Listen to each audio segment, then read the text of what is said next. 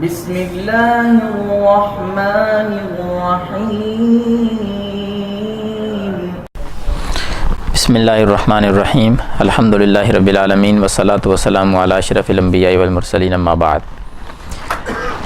سورۃ الشمس ہم پڑھ رہے ہیں، تقریباً آدھی سے کچھ زائد 10 آیات ہم نے کل پڑھی تھی، آخری 5 آیات آج انشاءاللہ پڑھتے ہیں۔ شمس کا کیا معنی بتلایا تھا کل؟ سورج۔ سورۃ الشمس سورج اس کا معنی ہے۔ تو شروع میں ہی پہلا لفظ یہ آیا تھا والشمس وضحاہا۔ کیا ترجمہ تھا اس کا؟ والشمس، سورج کی اور اس کی دھوپ کی۔ آخری 5 آیات آپ کے سامنے لکھی ہوئی ہیں، ان کا ترجمہ ہم پڑھتے ہیں پہلے۔ کذبت ثمود بطغواہا، کذبت جھٹلا دیا، کذبت جھٹلا دیا، ثمود قوم سمود نے، قوم عاد اور قوم سمود 2 بڑی قومیں گزری ہیں، سمودیوں نے جھٹلا دیا، بطغواہا اپنی سرکشی کی وجہ سے۔ بطغواہا کیا معنی اس کا؟ اپنی سرکشی کی وجہ سے قوم سمود نے کذبت جھٹلا دیا، یعنی اپنے نبی کی بات کو نہ مانا۔ جو ان کے نبی تھے، ان کو جو پیغام اللہ تعالیٰ کا دیتے تھے، انہوں نے اس کو جھٹلا دیا۔ قوم سمود کے نبی کا نام کیا تھا؟ کون سے پیغمبر علیہ السلام آئے تھے قوم سمود کے پاس؟ پتہ کسی کو؟ سیدنا صالح علیہ السلام، نام تو سنا ہوا ہے نا؟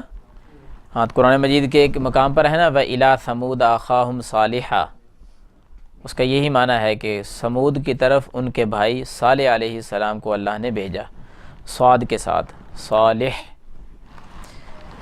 انہوں نے سیدنا صالح علیہ السلام کو جھٹلا دیا، ان کا کہنا نہ مانا، اللہ کا پیغام ٹھکرا دیا۔ یاد رہے گا قوم سمود کے پیغمبر کا نام؟ ہاں، حضرت صالح علیہ السلام۔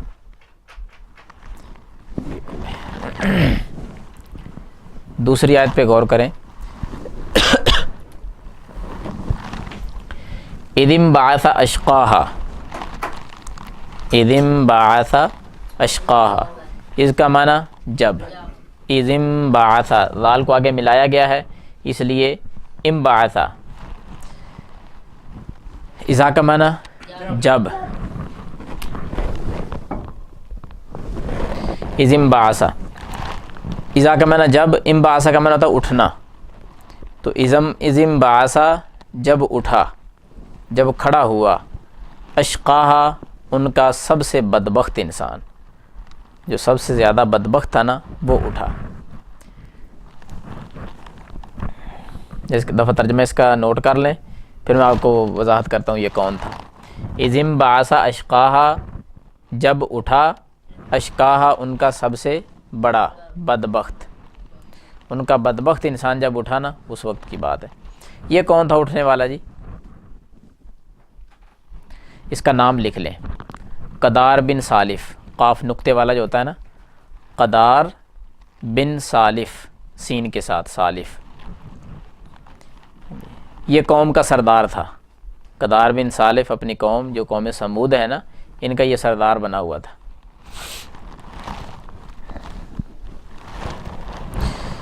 پہلے 2-4 باتیں اپنے ذہن میں رکھیں تاکہ اگلی آیات پڑھنا بالکل آسان ہو جائیں گی آپ کے لیے۔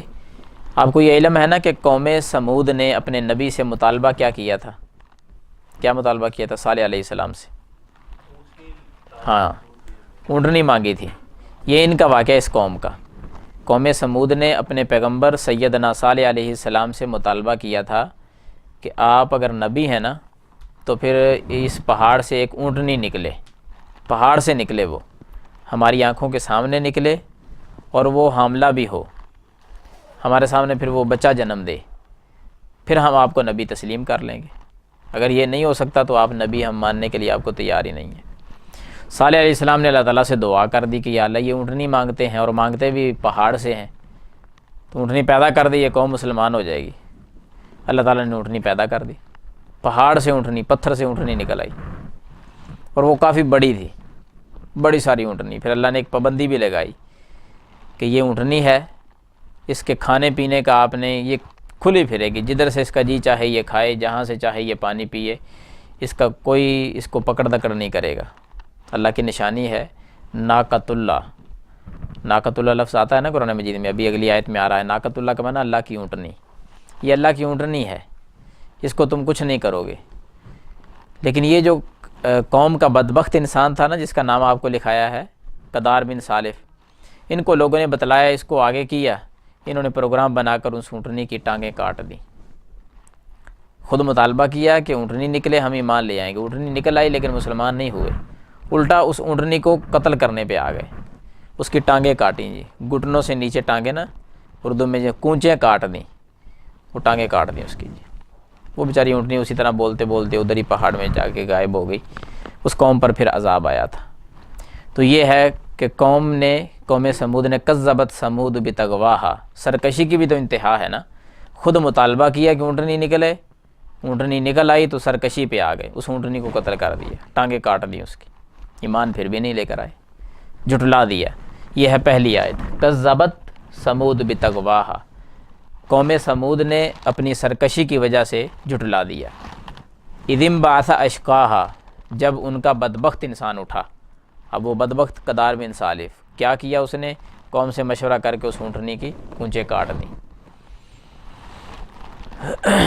یہ ہے جی، اگلی آیت پہ دیکھیں، فقال لهم رسول اللہ ناقۃ اللہ وسقیاہا، فقال لهم، فقال کا معنی پس کہا، لہم ان کے لیے یا ان کو، رسول اللہ اللہ کے رسول نے، یہ رسول اللہ سے مراد کون سے اللہ کے رسول ہے؟ ہاں، یہ صالح علیہ السلام ہے۔ پس ان کو اللہ کے رسول نے کہا، کیا کہا؟ ناقۃ اللہ وسقیاہا، ناقۃ اللہ وسقیاہا، ناقۃ اللہ کیا معنی بتایا آپ کو؟ اللہ کی اونٹنی، وسقیاہا اور اس کے پینے کی باری، وسقیا پانی ہے نا، پینے کی باری یا اس کا پینا، مطلب یہ ہے کہ وہاں یہاں عبارت محذوف ہے کہ تم نے اس کا خیال رکھنا ہے۔ جب اللہ کے رسول نے ان کو کہا قال ناقۃ اللہ وسقیاہا، کہ اللہ کی اونٹنی کا خیال رکھو، وسقیاہا اور اس کے پینے کا خیال رکھو، اور اس کے پینے کی جو باری ہے اس کا خیال رکھو۔ سمجھ آ گئی؟ یعنی خیال رکھنے والی عربی یہاں موجود نہیں، صرف اتنا ہے کہ ان کے لیے رسول اللہ نے کہا اللہ کی اونٹنی اور اس کے پینے کی باری، بس کیا کرنا ہے؟ تم نے اس کو حفاظت کرنی ہے، خیال رکھنا ہے کہ یہ اللہ تعالیٰ کی طرف سے آزاد ہوگی، تم نے اس کو کچھ کہنا نہیں ہے، پوری طرح خیال رکھنا ہے اس کا۔ ناقۃ اللہ کا کیا معنی ہے؟ اللہ کی اونٹنی، وسقیاہا اور پینے کی باری، اور اس کے پینے کی باری۔ جب یہ بات کہی نا، فکذبوہ، تو انہوں نے اس کو بھی جھٹلا دیا۔ اگلی آیت ہے، فکذبوہ، فکذبوا، پس انہوں نے جھٹلا دیا، ہو اس کو، یعنی اس بات کو بھی جھٹلا دیا۔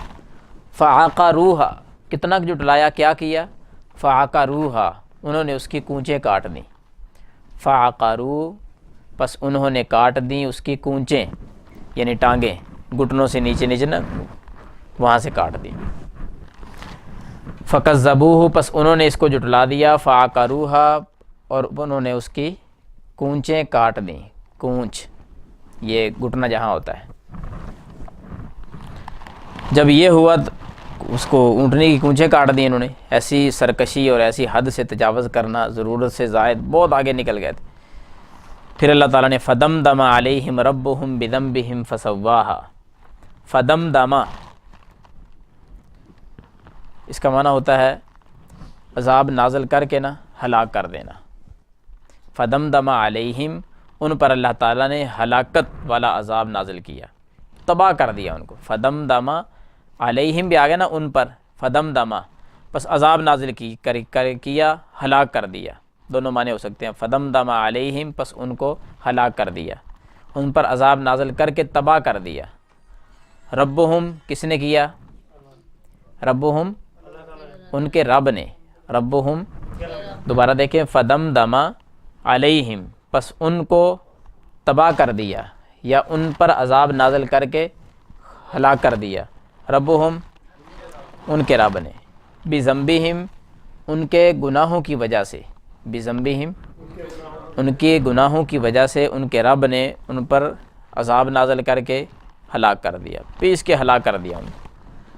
فسواہا، پس اس بستی کو برابر کر دیا، لفظی معنی فسواہا، پس اس کو برابر کر دیا، یعنی جو بستی تھی نا وہ قوم، ایسا اللہ کا عذاب آیا، ایسا عذاب آیا جس طرح کوئی چیز کو پسائی نہیں کر دی جاتی، آٹا پیسا ہوا ہوتا ہے بالکل نرم برابر، پوری بستی جو ہے وہ ملیے میٹ کر دیے، کوئی مکان نہیں رہا، کوئی کچھ نہیں رہا، ایسے اللہ نے عذاب نازل کر کے اس بستی کو ہی برابر کر دیا، ساری برابر ہوگی، کچھ بھی نہیں ہے اس کے اندر۔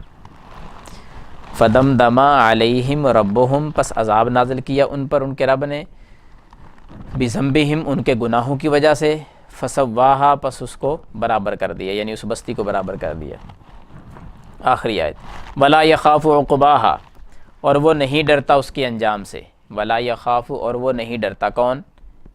اللہ تعالیٰ، اللہ تعالیٰ نہیں ڈرتا، عقباہا، اس کے انجام سے، کہ اب یعنی دیکھو نا کہ ہر کسی کو خوف ہوتا ہے نا کہ یہ میں کام کروں گا تو میرے ساتھ کیا ہوگا، پتہ نہیں بعد میں میرے ساتھ کیا ہونا ہے، لیکن اللہ کو کوئی خوف نہیں ہے، اللہ کو کوئی ڈر نہیں کہ یہ قوم کیا کرے گی، میں ان کو تباہ کر رہا ہوں تو پھر میرے سے کیا نہ، ولا یخاف عقباہا، اس کو نہیں ہے خوف، عقباہا، اس کے انجام کا، اس کے انجام کا رب کو کوئی خوف نہیں ہے۔ دوبارہ سن لیں ترجمہ، کذبت ثمود بطغواہا، ترجمہ کریں جی، کذبت جٹلا دیا، ثمود بطغواہا، اپنی سرکشی کی وجہ سے، قوم ثمود نے جٹلا دیا، اذ انبعث اشقاہا، جب اٹھا یا کھڑا ہوا سب سے بدبخت انسان، کون ہے یہ؟ قدار بن سالف، قوم کا سردار۔ فقال لہم، کہا ان کو، رسول اللہ، اللہ کے رسول نے، اس رسول اللہ سے کون سے رسول مراد ہیں؟ صالح علیہ السلام، ناقۃ اللہ و سقیاہا، اللہ کی اونٹنی اور اس کے پینے کی باری کا خیال رکھنا۔